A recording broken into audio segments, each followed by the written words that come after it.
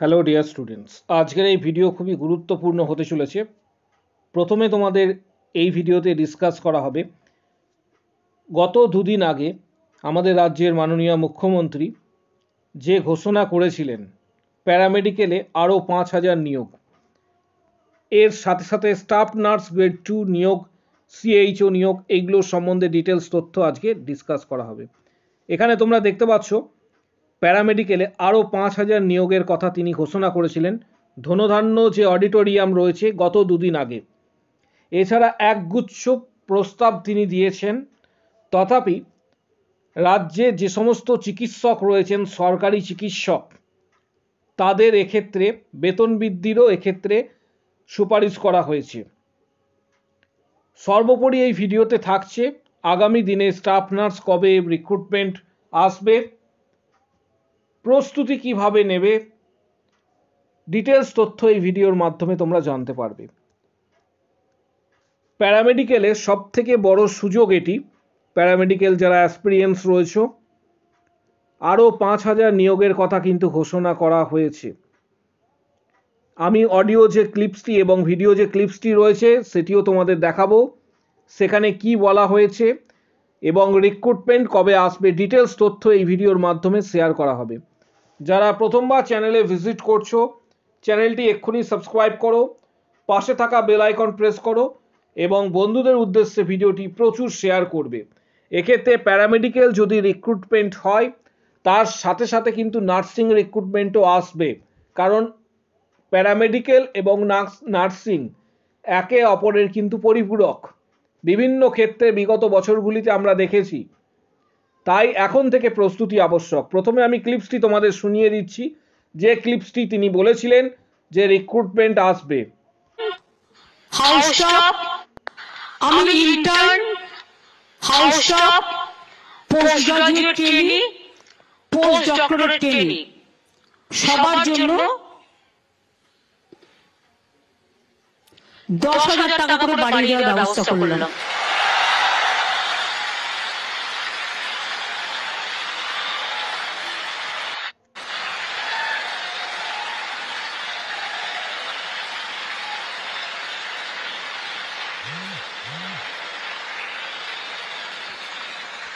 যে বিষয়টি তোমাদের সাথে আমি শেয়ার করছি, এখানে তিনি বলেছেন প্যারামেডিক্যালে আরও 5,000 নিয়োগ।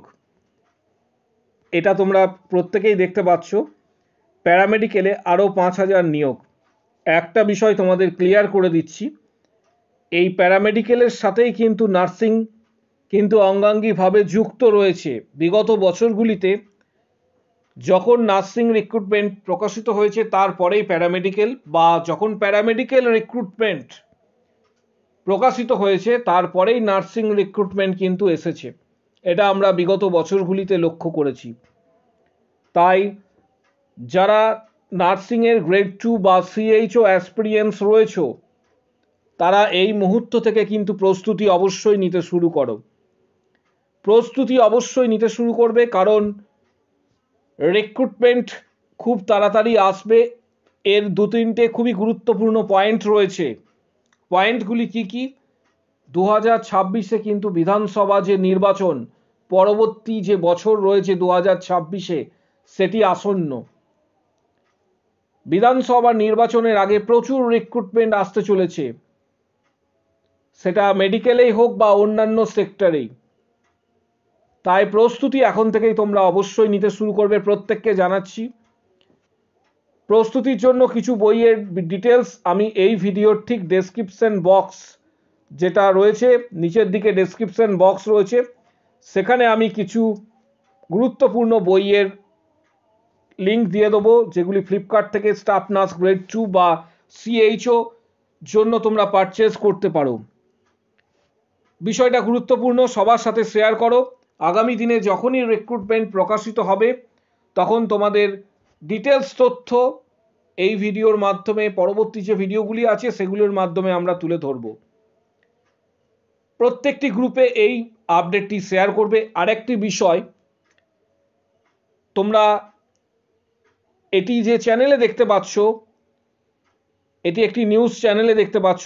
এর আগে বহু ইউটিউব চ্যানেল রয়েছে যারা তোমাদের জানিয়েছিল যে কোনো রিক্রুটমেন্ট আসবে না। একমাত্র আমি তোমাদের জানিয়েছিলাম যে রিক্রুটমেন্ট কিন্তু খুবই তাড়াতাড়ি আসবে। তাই গুজবে কান দেবে না, নিজের প্রস্তুতি ঠিক সময় নিয়ে যাবে, কোনো ধরনের গুজবে কান দেবে না।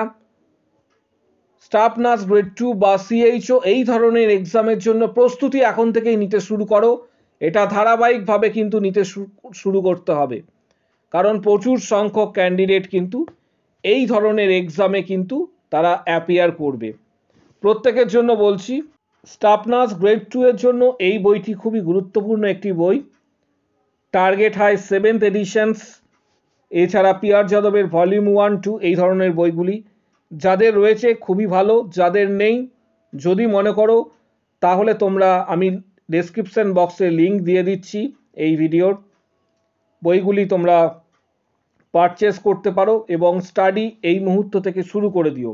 কারণ তোমাদের মধ্যেই অনেক ক্যান্ডিডেট রয়েছে যারা কিন্তু বেসরকারি বিভিন্ন নার্সিংহোমে কর্মরত রয়েছে, সেখানে অনেকটা সময় তোমাদের দিতে হয়।